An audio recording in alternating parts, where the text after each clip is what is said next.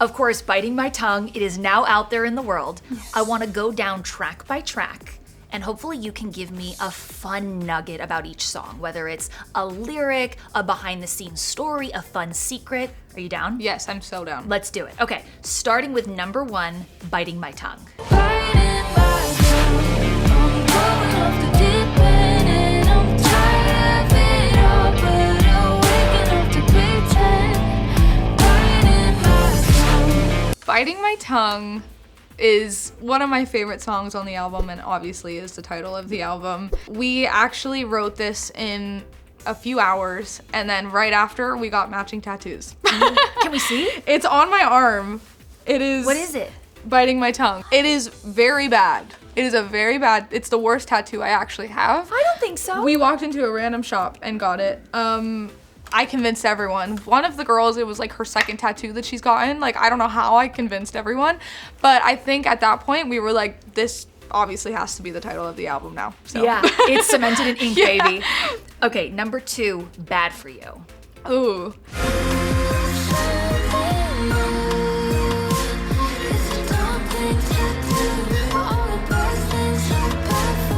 Bad For You is an interesting one. It is spicy. It's a very sexy song.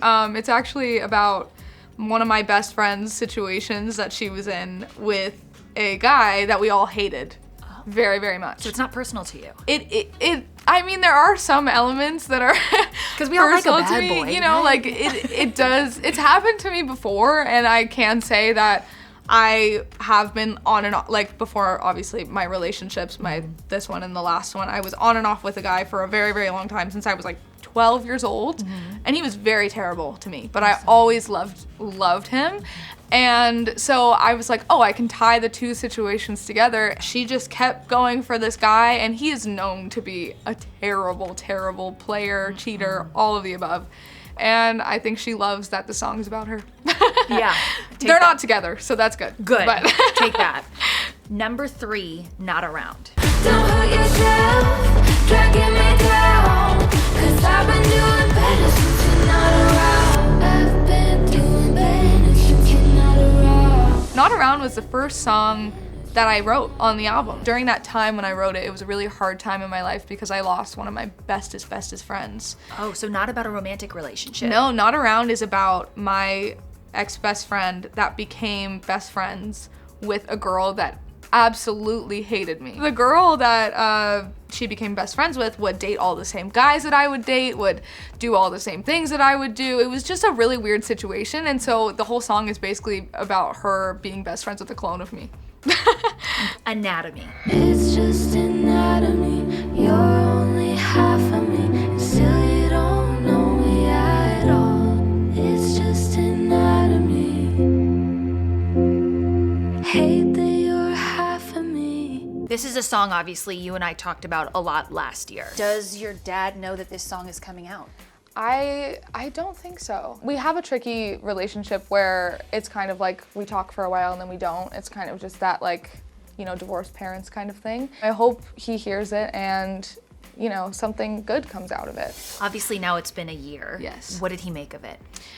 You know, in the beginning of that song coming out, I think he was really trying, but now I have completely cut off communication with him. I'm sorry to hear that. No. And I'm proud of you. It's honestly a very, very good thing, and I'm very proud of myself because I was just always trying to find something to give him the benefit of the doubt, and I would never put myself first, and so now I am very, very happy, and I am proud of my decision. I'm proud of you because I know Thank you. that can't be easy. I can't even listen to the song without getting weepy. Is this something that you think you'll be able to perform on tour? Absolutely. Okay, so it doesn't trigger emotions for you. No, you know, it has a different meaning now because of the situation that went down, but I think that it makes it so much more emotional for me when I am performing, but I love the song so much. It's so beautiful. And I think when I perform it, I honestly, like, after I perform it, I have to catch my breath. I'm like, whoa. Mm-hmm. It's like such a surreal moment. And I really love that I can share that with other people. Did you ever get his reaction to the song? He was very confused by it, which I think was very confusing to me as well. Yeah. But I think he understood, and you know, it took some time for him to fully talk about it, which is understandable. Totally. Listen, onward and upward. Yeah, totally. Number 5, selfishly, my favorite song, The Me I Was. Yay, good to know. I wish you could meet her before all the damage that was done. Wish you could have seen her. The me I was. The me I was. The Me I Was such a fun one to write. When I was in my last relationship, I had a lot of trust issues, which obviously are very understandable now, but at the time I just had so many trust issues and I felt so bad for putting that on someone. So the song was about how I wish he could have met me before I dealt with all of that past baggage. And I think now I don't have any. I am good. Number 6, Word Vomit. Could've told me, but you hid it. Hope your stomach's feeling nauseous. Might be brutal, but it's honest.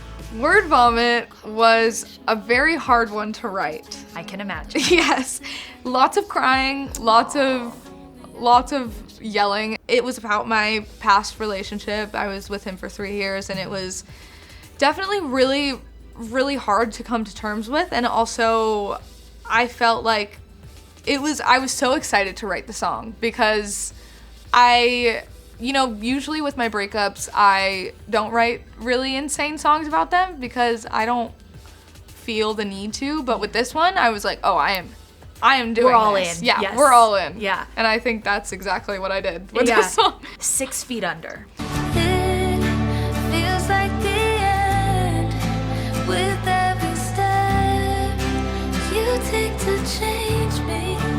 6 feet under, you're pulling me under. What's interesting about 6 Feet Under is I actually wrote the song and then 4 months later I finished it. It's the longest song I took to write. I took a break with my ex-boyfriend for like a week and a half, and I wrote that song in the middle of the break because I was dealing with a lot of things with him where I just felt like I couldn't be my full self and he was constantly dragging me down, and I obviously didn't write that while we were together. And so when we were broken up, I felt like it was okay to write that. And then we got back together and I couldn't finish it because I was like, oh no. But I actually played it for him, and I don't even think he asked me what it was about.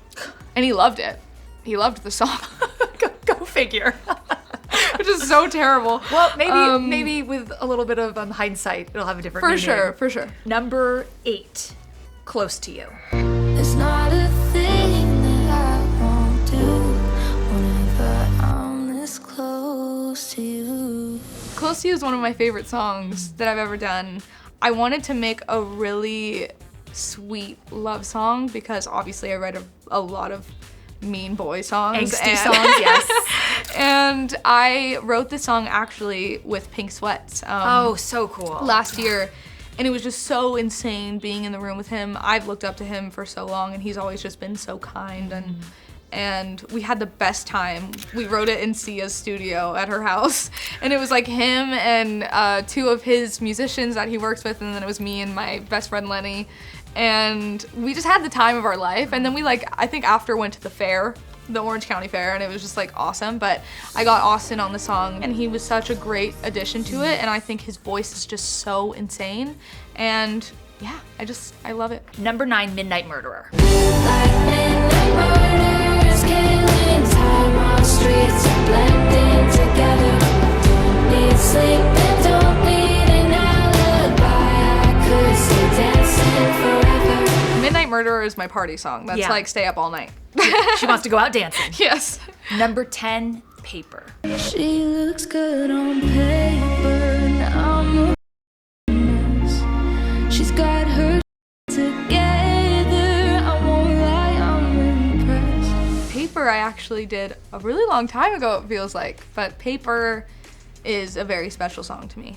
We can hear every breath, every break in your voice in Thank that you. song. Yeah, it was tough for me to listen to. Thank you. Number 11, Face to Face. All in space.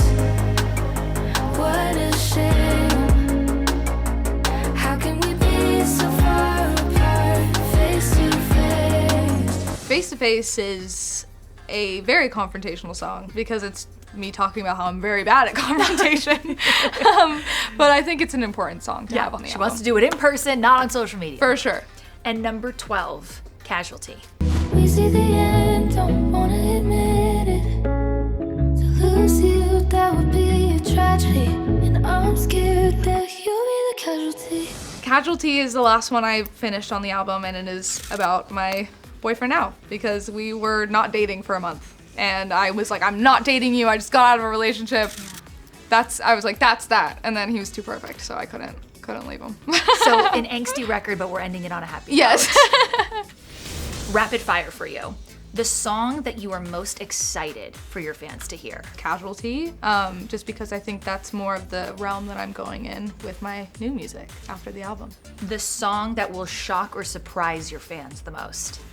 Midnight Murder, for sure. I think it's very much out of my lane. Plans to tour?